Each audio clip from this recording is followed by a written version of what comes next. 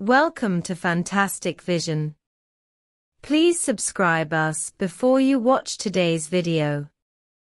According to the Nihon Keizai Shimbun, Huawei is currently negotiating with more than 30 Japanese companies, requiring them to pay licensing fees for patented technologies, and this move was implemented after Japan announced the ban on car-making equipment and raw materials.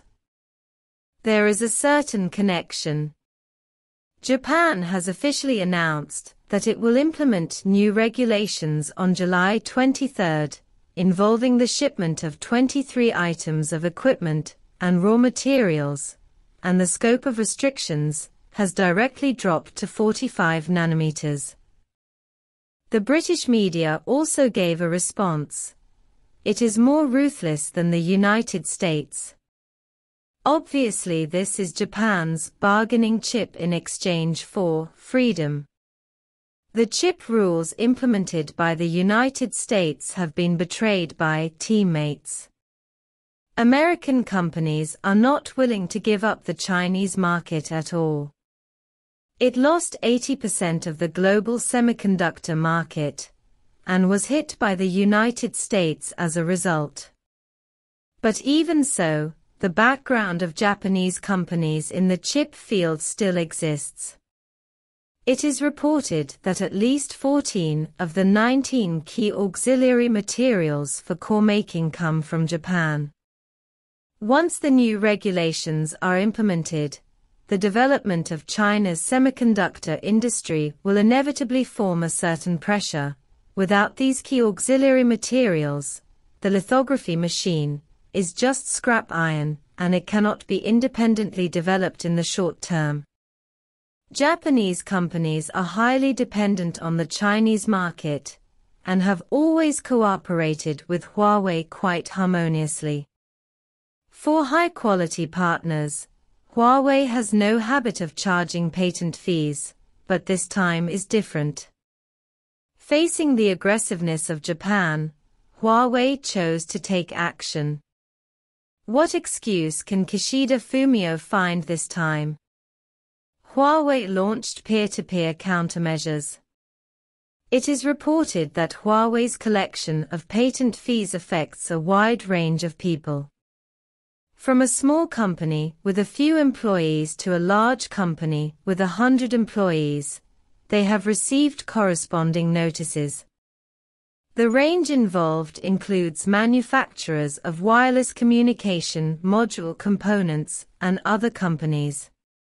But Huawei is still very conscientious, charging less than 50 yen, about 2.5 yuan, for each component, accounting for less than 0.1% of the entire system price. A researcher at the University of Tokyo also gave an objective response to Huawei's practice of charging patent fees, stating, "Huawei has a large number of necessary standard patents, which play a key role in wireless communications such as 4G and Wi-Fi. These patents are used, and Huawei's proposal to charge a certain fee is in line with international standards."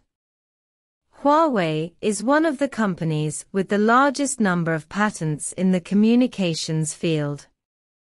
90% are invention patents, especially in mainstream fields such as 5G and Wi-Fi 6.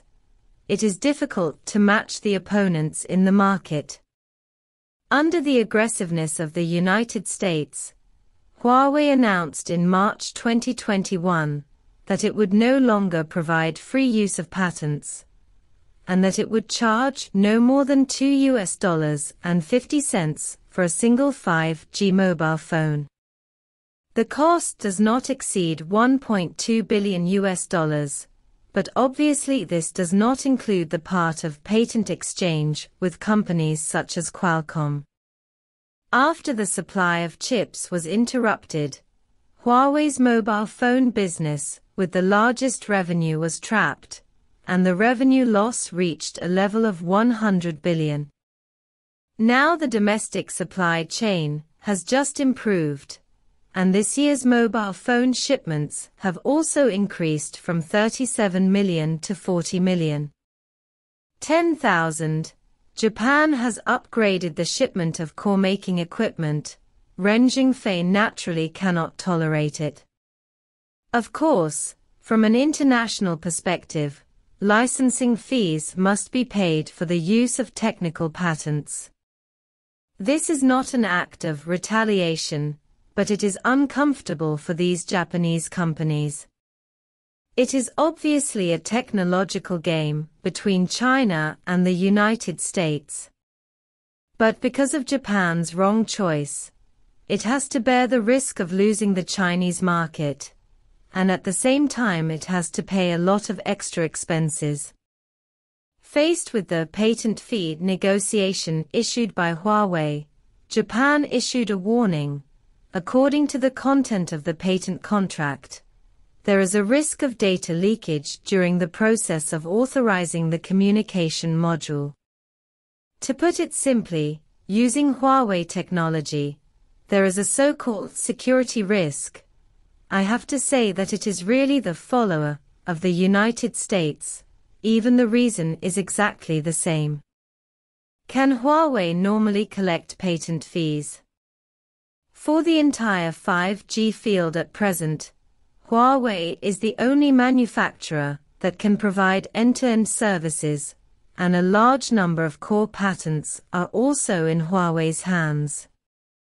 Although Nokia and Ericsson also have the ability to deploy 5G networks, they cannot bypass Huawei's technology at all. Patent. It also means that if Japan wants to use a complete 5G network, it can't get rid of Huawei's shackles at all. At this time, Japan's unwarranted network security issue is likely to delay time, so that it can earn a certain amount of money in the negotiation. Advantages, thereby lowering the technology patent licensing fee. However, Japan's current attitude towards the Chinese market is even more untrustworthy than that of the United States. Huawei has an absolute right to speak in the 5G field. It is presumably impossible to compromise this time. Under reciprocal countermeasures, Japan enterprises will eventually become the next cannon fodder. Japan is unwilling to charge patent fees only to 30 Japanese companies. This also indirectly challenges Huawei's bottom line. Obviously, the collection of patent fees is not a sudden act, but an opportunity for Huawei to wait for an opportunity and hit a hit. Obviously this time Japanese companies cannot escape. What do you think of this?